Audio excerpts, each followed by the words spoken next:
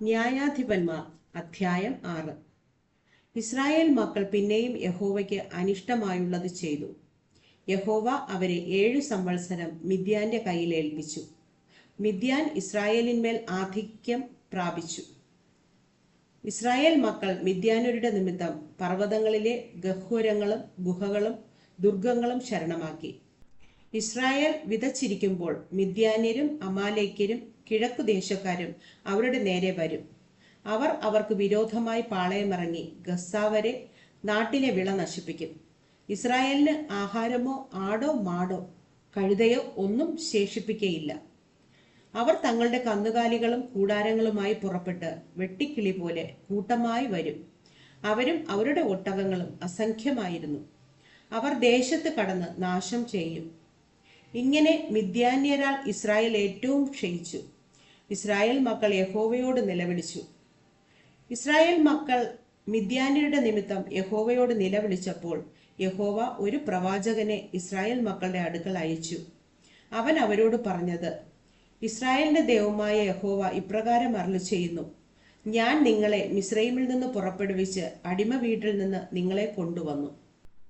മിസ്രയീമ്യരുടെ കയ്യിൽ നിന്നും നിങ്ങളെ പീഡിപ്പിച്ച എല്ലാവരുടെയും കയ്യിൽ നിന്നും ഞാൻ നിങ്ങളെ വിടുവിച്ച് അവരെ നിങ്ങളുടെ മുമ്പിൽ നിന്ന് നീക്കിക്കളഞ്ഞു.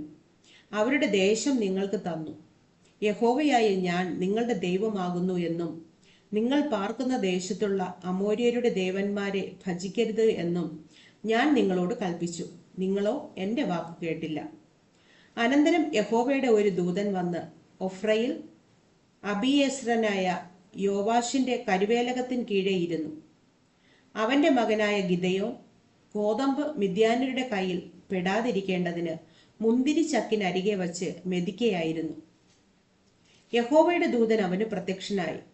അല്ലയോ പരാക്രമശാലിയെ, യഹോവ നിന്നോട് കൂടെ ഉണ്ട് എന്ന് അവനോട് പറഞ്ഞു. ഗിദെയോൻ അവനോട്, അയ്യോ യജമാനനെ, യഹോവ നമ്മോട് കൂടെ ഉണ്ടെങ്കിൽ നമുക്ക് ഇതൊക്കെ ഭവിക്കുന്നത് എന്ത്? യഹോവ നമ്മെ മിസ്രയീമിൽ നിന്ന് കൊണ്ടുവന്നു എന്ന് നമ്മുടെ പിതാക്കന്മാർ നമ്മോട് അറിയിച്ചിട്ടുള്ള അവന്റെ അത്ഭുതങ്ങളൊക്കെയും എവിടെ? ഇപ്പോൾ യഹോവ നമ്മെ ഉപേക്ഷിച്ച് മിദ്യാന്യരുടെ കയ്യിൽ ഏൽപ്പിച്ചിരിക്കുന്നുവല്ലോ എന്ന് പറഞ്ഞു. അപ്പോൾ യഹോവ അവനെ നോക്കി, നിന്റെ ഈ ബലത്തോടെ പോക, നീ ഇസ്രായേലിനെ മിദ്യാന്യരുടെ കയ്യിൽ നിന്ന് രക്ഷിക്കും. ഞാനല്ലയോ നിന്നെ അയക്കുന്നത് എന്ന് പറഞ്ഞു. അവൻ അവനോട്, അയ്യോ കർത്താവേ, ഞാൻ ഇസ്രായേലിനെ എങ്ങനെ രക്ഷിക്കും? മനശ്ശെയിൽ എൻ്റെ കുലം എളിയതും എൻ്റെ കുടുംബത്തിൽ വച്ച് ഞാൻ ചെറിയവനുമല്ലോ എന്ന് പറഞ്ഞു. യഹോവ അവനോട്, ഞാൻ നിന്നോട് കൂടെ ഇരിക്കും.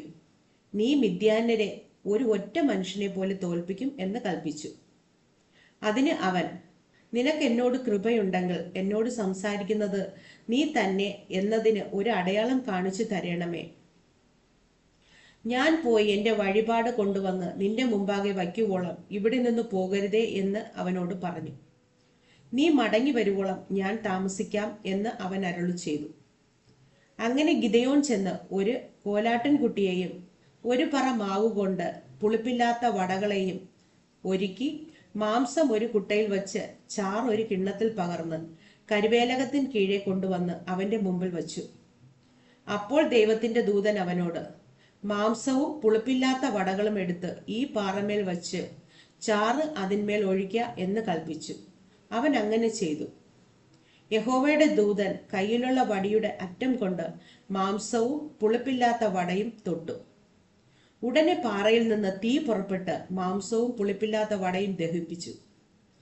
യഹോവയുടെ ദൂതൻ അവന്റെ കണ്ണിന് മറഞ്ഞു. അവൻ യഹോവയുടെ ദൂതൻ എന്ന് ഗിദെയോൻ കണ്ടപ്പോൾ, അയ്യോ ദൈവമായ യഹോവേ, ഞാൻ യഹോവയുടെ ദൂതനെ അഭിമുഖമായി കണ്ടുപോയല്ലോ എന്ന് പറഞ്ഞു. യഹോവ അവനോട്, നിനക്ക് സമാധാനം, ഭയപ്പെടേണ്ട, നീ മരിക്കയില്ല എന്ന് അരുളി ചെയ്തു. ഗിദെയോൻ അവിടെ യഹോവയ്ക്ക് ഒരു യാഗപീഠം പണിത് അതിന് യഹോവ ശലോ എന്ന് പേരിട്ടു. അത് ഇന്ന് വരെയും അബിയേസ്രർക്കുള്ള ഒഫ്രയിൽ ഉണ്ട്.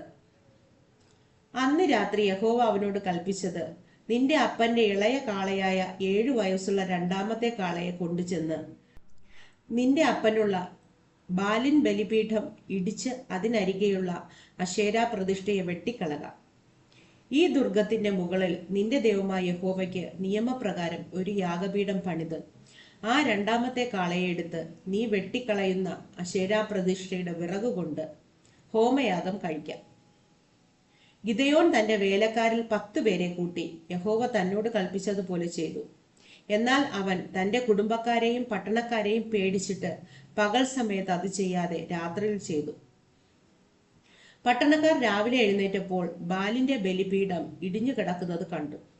അതിനരികെയുള്ള അശേരാ പ്രതിഷ്ഠയും വെട്ടിക്കളഞ്ഞിരിക്കുന്നതും പണിതിരിക്കുന്ന യാഗപീഠത്തിങ്കൽ ആ രണ്ടാമത്തെ കാളയെ യാഗം കഴിച്ചിരിക്കുന്നതും കണ്ടു. ഇത് ചെയ്തത് ആരെന്ന് അവർ തമ്മിൽ തമ്മിൽ ചോദിച്ച് അന്വേഷണം കഴിച്ചപ്പോൾ യോവാശിന്റെ മകനായ ഗിദെയോനാകുന്നു ചെയ്തത് എന്ന് കേട്ടു. പട്ടണക്കാർ യോവാശിനോട്, നിന്റെ മകനെ പുറത്തു കൊണ്ടുവരിക, അവൻ മരിക്കണം. അവൻ ബാലിന്റെ ബലിപീഠം ഇടിച്ച് അതിനരികത്ത് ഉണ്ടായിരുന്ന അശേരാ പ്രതിഷ്ഠയെയും വെട്ടിക്കളഞ്ഞിരിക്കുന്നു എന്ന് പറഞ്ഞു. യോവാശ് തന്റെ ചുറ്റും നിൽക്കുന്ന എല്ലാവരോടും പറഞ്ഞത്, ബാലിനു വേണ്ടി നിങ്ങളോ വ്യവഹരിക്കുന്നത്, നിങ്ങളോ അവനെ രക്ഷിക്കുന്നത്? അവനു വേണ്ടി വ്യവഹരിക്കുന്നവൻ ഇന്ന് രാവിലെ തന്നെ മരിക്കണം. അവൻ ഒരു ദൈവമെങ്കിൽ തന്റെ ബലിപീഠം ഒരുത്തൻ ഇടിച്ചു കളഞ്ഞതുകൊണ്ട് താൻ തന്നെ തന്റെ കാര്യം വ്യവഹരിക്കട്ടെ. ഇവൻ അവന്റെ ബലിപീഠം ഇടിച്ചു കളഞ്ഞതിനാൽ ബാൽ ഇവന്റെ നേരെ വ്യവഹരിക്കട്ടെ എന്ന് പറഞ്ഞ് അവന് അന്ന് യെരുബ്ബാൽ എന്ന് പേരിട്ടു. അനന്തരം മിദ്യാന്യരും അമാലേക്യരും കിഴക്കുദേശക്കാർ എല്ലാവരും ഒരുമിച്ചുകൂടി ഇക്കരെ കടന്ന് ഇസ്രായേൽ താഴ്വരയിൽ പാളയമിറങ്ങി. അപ്പോൾ യഹോവയുടെ ആത്മാവ് ഗിദെയോന്റെ മേൽ വന്നു. അവൻ കാഹളം ഊതി അബിയേസ്രരെ തന്റെ അടുക്കൽ വിളിച്ചുകൂട്ടി. അവൻ മനശ്ശെയിൽ എല്ലായിടവും ദൂതന്മാരെ അയച്ചു, അവരെയും തന്റെ അടുക്കൽ വിളിച്ചുകൂട്ടി. ആശേരിന്റെയും സെബൂലുവിന്റെയും നഫ്താലിയുടെയും അടുക്കലും ദൂതന്മാരെ അയച്ചു. അവരും പുറപ്പെട്ടു വന്ന് അവരോട് ചേർന്നു. അപ്പോൾ ഗിദെയോൻ ദൈവത്തോട്, നീ അരുളി ചെയ്തതുപോലെ ഇസ്രായേലിനെ എന്റെ കൈയാൽ രക്ഷിക്കുമെങ്കിൽ ഇതാ, ഞാൻ രോമമുള്ള ഒരു ആട്ടിൻ തോൽ കളത്തിൽ നിവർത്തിടുന്നു. മഞ്ഞ് തോലിന്മേൽ മാത്രം ഇരിക്കുകയും നിലമൊക്കെയും ഉണങ്ങിയിരിക്കുകയും ചെയ്താൽ നീ അരുളി ചെയ്തതുപോലെ ഇസ്രായേലിനെ എന്റെ കൈയാൽ രക്ഷിക്കുമെന്ന് ഞാൻ അറിയുമെന്ന് പറഞ്ഞു. അങ്ങനെ തന്നെ സംഭവിച്ചു. അവൻ പിറ്റേന്ന് അതികാലത്ത് എഴുന്നേറ്റു, തോൽ പിഴിഞ്ഞു, മഞ്ഞുവെള്ളം ഒരു കിണ്ടി നിറച്ചെടുത്തു. ഗിദെയോൻ പിന്നെയും ദൈവത്തോട്, നിന്റെ കോപം എന്റെ നേരെ ജ്വലിക്കരുതേ, ഞാൻ ഒരിക്കലും കൂടെ സംസാരിച്ചു കൊള്ളട്ടെ. തോൽ കൊണ്ട് ഒരു പരീക്ഷ കൂടെ കഴിച്ചു കൊള്ളട്ടെ.